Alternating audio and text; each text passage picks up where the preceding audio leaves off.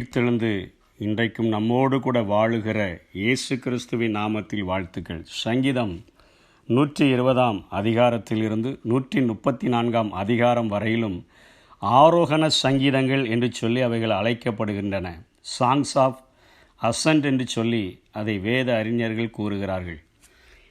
இதிலே 10 சங்கீதங்கள் எசேக்கியா ராஜாவினால் எழுதப்பட்டதாகவும் 4 சங்கீதங்கள் தாவீது ராஜாவினால் எழுதப்பட்டதாகவும் ஒரு சங்கீதம் 127 சாலமோனாகவும் எழுதப்பட்டதாகவும் நாம் பார்க்கிறோம்.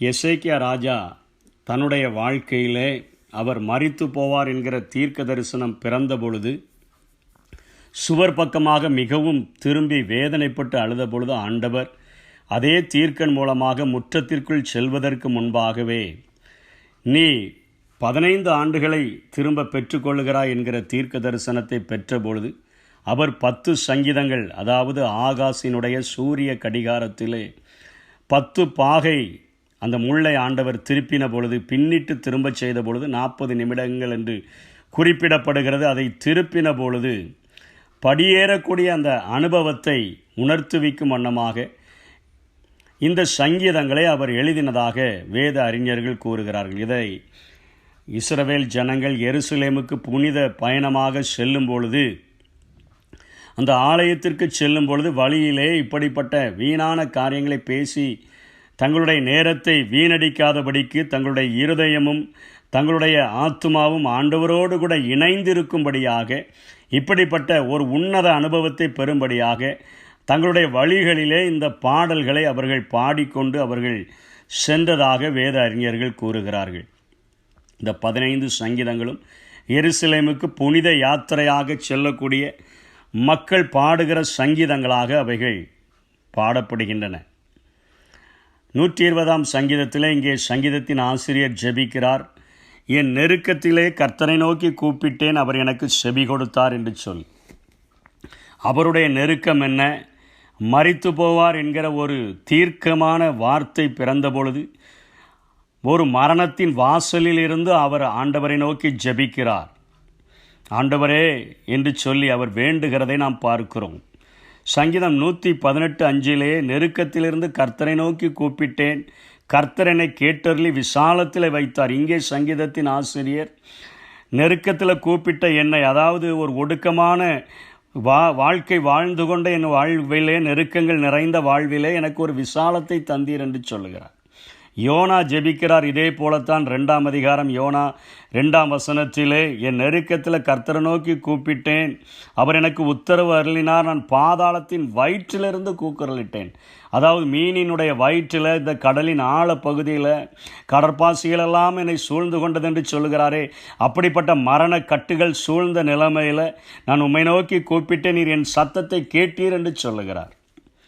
ஆவியானவர் இங்கே நமக்கு கற்றுக் கொடுக்கிற பாடம், இப்படிப்பட்ட சூழ்நிலையிலே வாழுகிற மக்களுக்கு நான் உதவி செய்ய கூடுமானால் மரணத்தின் வாசலிலிருந்து என்னால் விடுவிக்க முடியும் என்று சொன்னால் உன்னுடைய பிரச்சனை எம்மாத்திரம் என்பது போல இந்த பகுதிகள் நமக்கு விளக்கக்கூடியதாக இருக்கிறது. 2வது, செவி கொடுத்த ஆண்டவரிடத்தில் அவர் ஜெபிக்கிறார். கர்த்தாவே, பொய் உதடுகளுக்கும் கபடு நாவுக்கும் என் ஆத்துமாவை தப்புவியும். கபடு நாவே, உனக்கு என்ன கிடைக்கும்? உனக்கு என்ன செய்யப்படும்? பலவானுடைய கூர்மையான அம்புகளும் சூறை செடிகளை எரிக்கும் தழலுமே கிடைக்கும். உனக்கு தண்டனை கிடைச்சிடும். பொய் நாவை நான் வெறுக்கிறேன் என்று சொல்லுகிறார். கபடு உதடுகளுக்கு என் ஆத்துமாவை தப்புவியும் என்று சொல்லி ஜெபிக்கிறதை பார்க்கிறோம். 5 சொல்கிறார், நான் மேசேக்கிலே சஞ்சரித்தது போதும், கேதாரின் கூடாரங்களிலே குடியிருந்தது போதும் என்று சொல்கிறார். சமாதானத்தை நாடுகிறவர். இங்கே வாழுகிற ஜனங்கள் மேசேக் இஸ்ரவேலினே வடக்கே உள்ள தேசம், அதாவது கருங்கடலின் அருகே உள்ள தேசம் என்று சொல்லுகிறார்கள். கேதார் என்பது தென் கிழக்கில் உள்ள ஒரு தேசம், சீரியாவின் பால நிலத்தில் வாழ்ந்த பழங்குடியினரை குறிக்கக்கூடிய ஒரு இடமாக இருக்கிறது என்று சொல்கிறார். இவருடைய குணாதிசயங்கள் என்ன? மற்றவர்களுக்கு தொல்லை கொடுத்து கொண்டே இருப்பார்கள். மற்றவர்களோடு சமாதானமாக வாழ மாட்டார்கள். எதை எடுத்தாலும் தொல்லை கொடுக்கிற ஜனங்களாக, சமாதானத்தை கெடுக்கிறவர்களாக அவர்கள் இருக்கிறபடியினாலே இந்த சங்கீதத்தின் ஆசிரியர் அந்த குணாதிசயங்களை வைத்து கொண்டு ஜெபிக்கிறார். நான் சமாதானத்தை கெடுக்கிறவர்களின் மத்தியில் நான் வாழ்ந்தது போதும், தொல்லை கொடுக்கிறவர்களுடைய மத்தியில் வாழ்ந்தது போதும், சஞ்சரித்தது போதும், அவருடைய கூடாரங்களில் குடியிருந்தது போதும், சமாதானத்தில் கெடுக்கிறவங்கிட்ட என் ஆத்துமா குடியிருந்தது போதுங்க. அதாவது சமாதானத்தை நான் நாடுகிறேன் என்று 7ஆம் வசனத்தில் சொல்லுகிறார். சமாதானத்தை நாடுகிறேன்.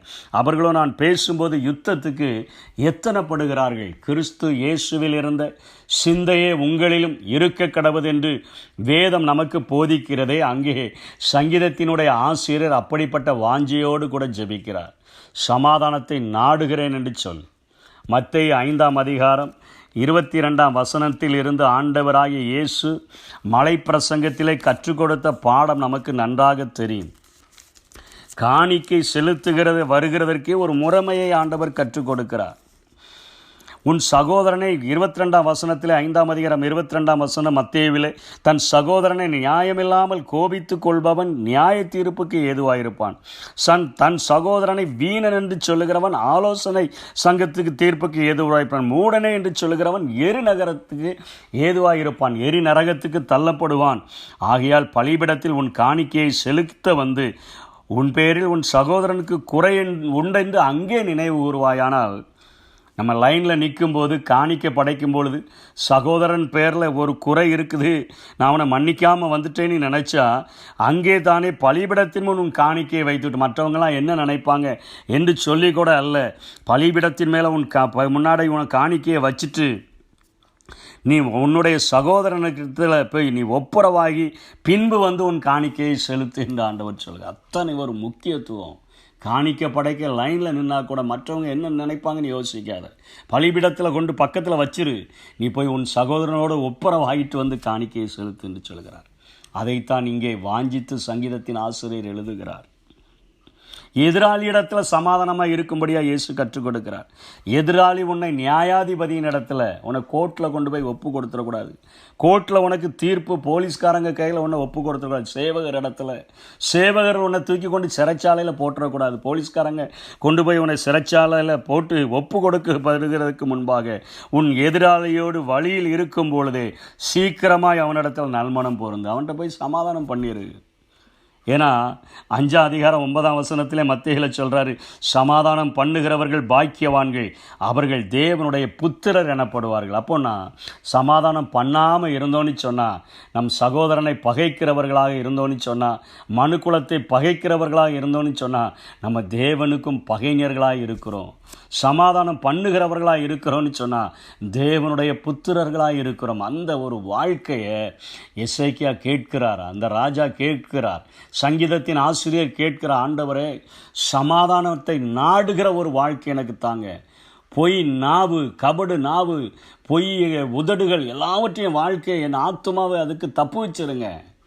தொல்லை கொடுக்கிறவன் மத்தியில் வாழ்கிற வாழ்விலிருந்து விடுதலையாகி ஒரு சமாதானத்தை நாடுகிற ஒரு வாழ்க்கையை தாங்கன்னு ஜெபிக்கிறேன். இன்றைக்கு கிறிஸ்தவர்களாய் அழைக்கப்பட்டிருக்கிற நாம், கிறிஸ்துவை பின்பற்றுகிறவர்கள் என்று அழைக்கப்படுகிற நாம், கிறிஸ்துவனுடைய சிந்தனையாகிய இந்த சமாதான சிந்தனையினால் நிறைந்தவர்களாக, தேவனுடைய புத்திரர்களாக வாழும்படியாக வேதம் நம்மை அழைக்கிறது.